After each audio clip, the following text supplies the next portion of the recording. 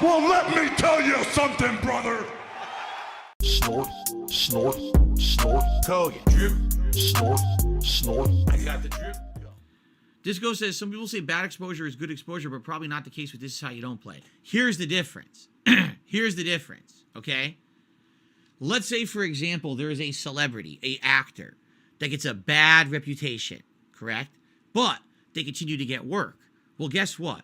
They'll continue to make money. They'll continue to be successful as long as people continue to see them in movies. Even if you don't like that person for their personal life, sometimes you'll still go see them in a movie, right?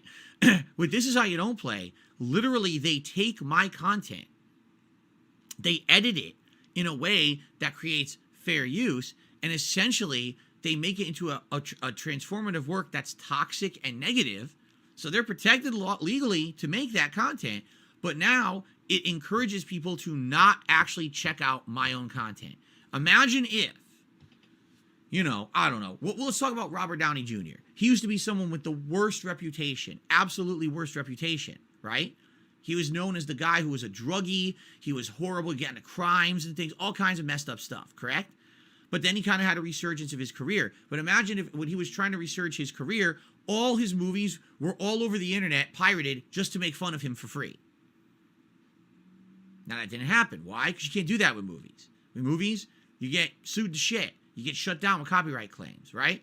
But because I'm a YouTuber, my stuff's not really protected, and therefore, everyone was able to rip my content for free, and essentially, what happened was all the people who used to like me turned into a hate mob, because it was more fun to become toxic and hate on me, which was possible to do on YouTube because there was no protections against it, than to like me.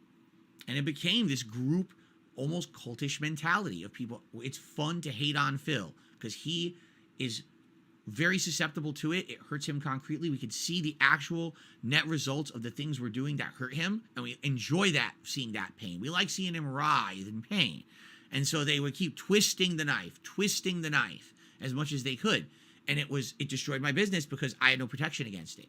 You know, again, there's a difference. When you get to a certain height level of popularity, you're immune to that kind of stuff. I was never immune to that kind of stuff. I always was susceptible to it. You know, I was in that earlier group of popular gaming YouTubers. I never reached that height of immunity. So once they started stealing my content and editing it into nasty, toxic stuff, people would watch that instead of the raw stuff. So now my views are going down for the actual unedited content that's fair, and the unfair, slanderous shit just went exponentially up. It's messed up that YouTube ever allowed it to happen, but... Right?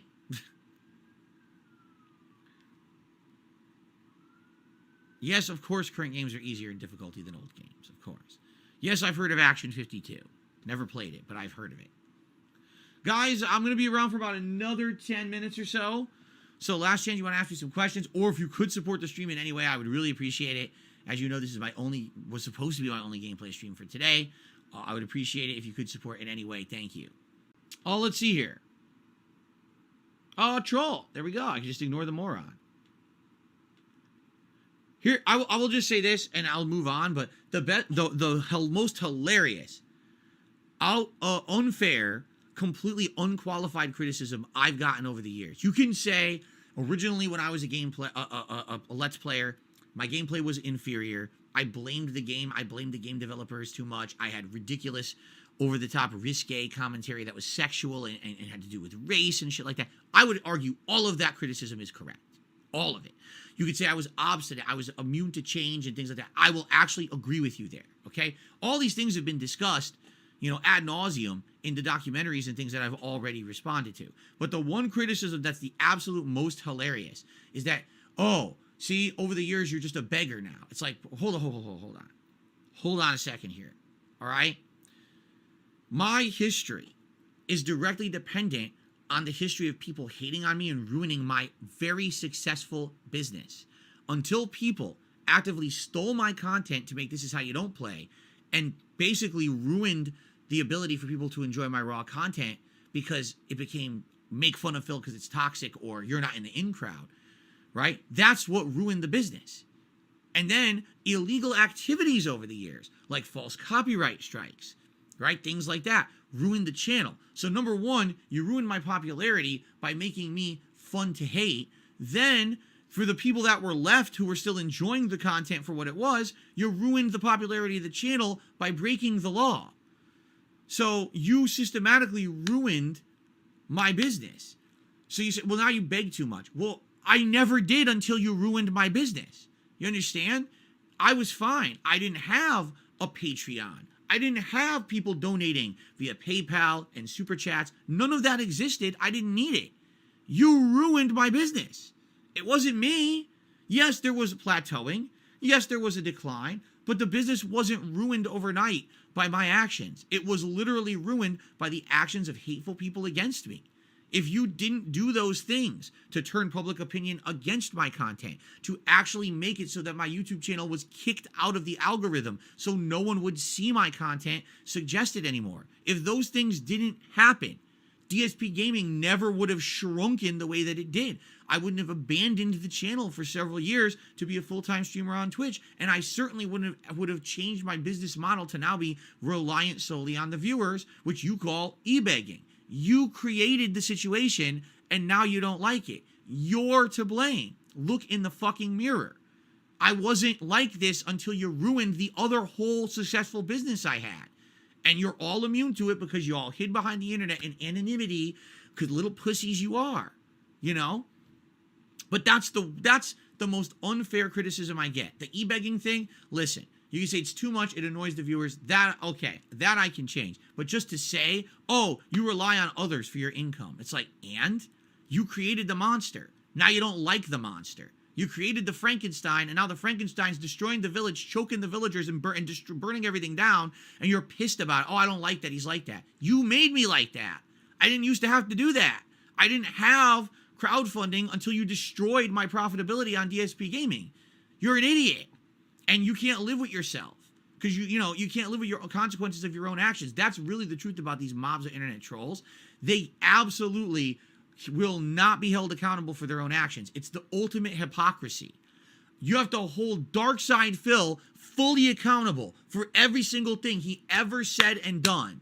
But God forbid we ever have to look at ourselves and look at what we did to him and for 1 second say, oh shit, well, yeah. He actually was successful until we ruined everything for him. So, they don't want, no, they can't do that. It's ultimate levels of hypocrisy. And they won't ever, ever address that in a rational fashion because it destroys their whole arguments against me. You see? Hard Water, I completely agree with you. He says, super chat says, stop talking about this. Move forward with your life. I have. You can't change what has happened. You're right. You can only change what will happen from now on. Yes and no. I can try. But when you have a hate mob following you, literally around the internet, consistently trying to destroy anything positive that you say or do around your own self or your business, there's not much you can do. I feel like all I can do is I can control what we're doing right here. That's what I can control. Like literally right here, this is it. And sadly, the nonsense continues outside of the stream. And I can't control the nonsense. I can't do anything about it. They will continue with their narratives. It's funny because I'm about to be on the Side Scrollers podcast this week. So Stuttering Craig knows about me because he knew me as a G1, an original fan of his old business, screwattack.com, from the mid-2000s. He also knows of me as a YouTuber from the 2013 era when I appeared at his gaming convention, Screw Attack Gaming Convention, 10 years ago. He hadn't given me a thought since then, but when he was trying to restart his podcast, he said, oh, that's an interesting name. Let me get him on the show. Immediately when he announces I'm on the show, the hate begins, right? I didn't do that. I didn't even mention I was going to be on the show. That's the haters. You understand that? That's not me. I didn't create that situation, Hard Water. They did. They're the ones who continue the nonsense, right? So now here's a bunch of outsiders who know absolutely, positively nothing about me. And they just wanted to have me on the show because it sounded like I'd be a fun guest, right? Instead, now it can't be a normal show for them. It has to be an interrogation show because the haters have bombarded them so much with negativity about me that now if they don't do that, you know what I'm saying? They're just going to be attacked nonstop. What is that? So Hard Water, it's funny because you say you can only change what will happen from now on. No, I can't. I can't. I feel like sadly, the only thing I can control is right here in this chair. Anything that happens on the periphery outside of this chair, I can't control. It's a narrative created by a mob of really messed up people, right? I can't just go on side scrollers like a normal guest. Like I should have the right to, and have fun with a bunch of guys who are all like-minded about games, because these idiots have to ruin everything and turn it into it's all about them. Because ultimately, it's the truth. When you really think about it, was it about me? Did I demand that all this drama happen or whatever? I was going to be just a normal guest on that show.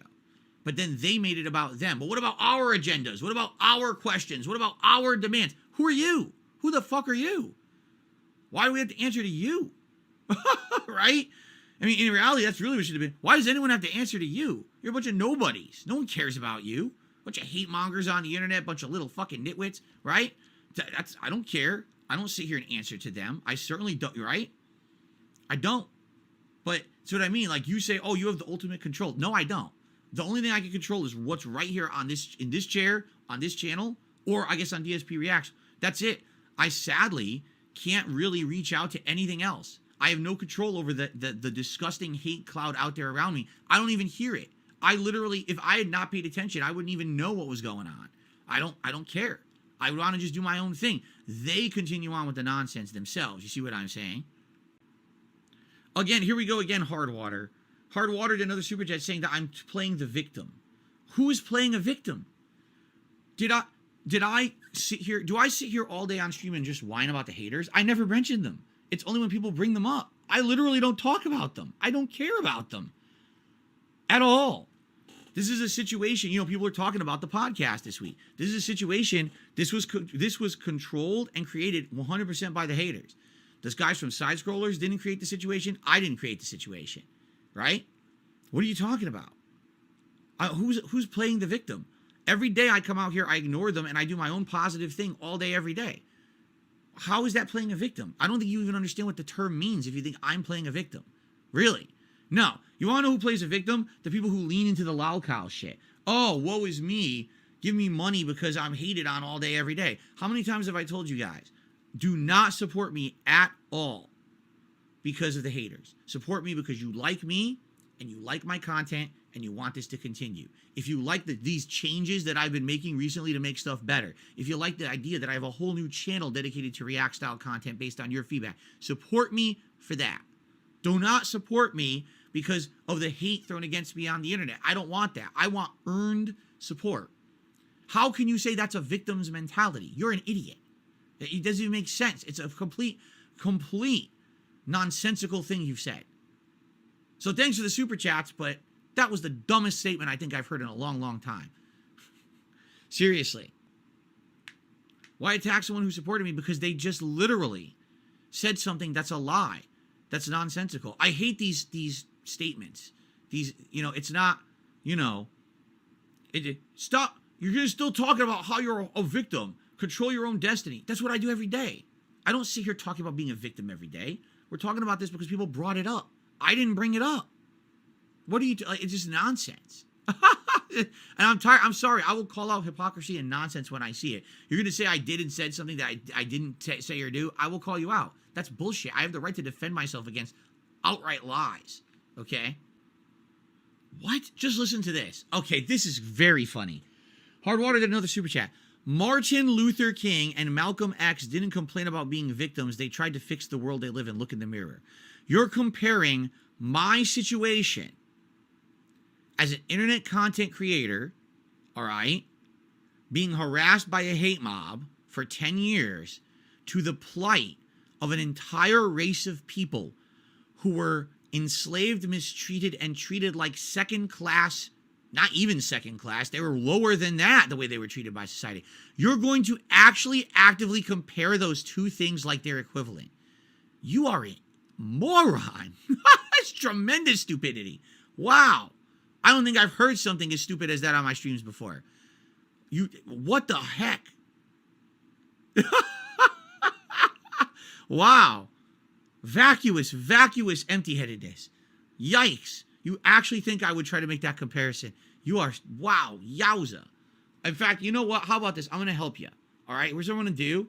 Just so you don't make another stupid super chat that embarrasses you further, I'm just going to ban you now. So now we don't have to see them anymore. Because that was really bad. That was impressively bad. Wow. That was, hooey. Yikes. Darth Goldbach, you have a great night. Yes, we're winding down. I'm about to end the Q&A. Wow. DSP, why don't you take inspiration from civil rights leaders? Oh.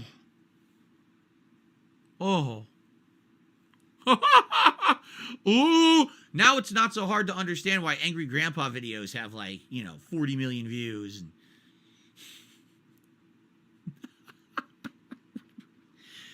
Holy macaroni, dude. Go. I got the drip going.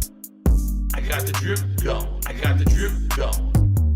I got the drip going. I got the drip going. I got the drip going. It's like a faucet that's dripping. You can't make it stop. So what do you want me to do? Have a mute button that every second I'm tapping the mute button just in case I'm gonna have to clear? This is what I mean. These dumb kids. This is what it is. It's dumb kids.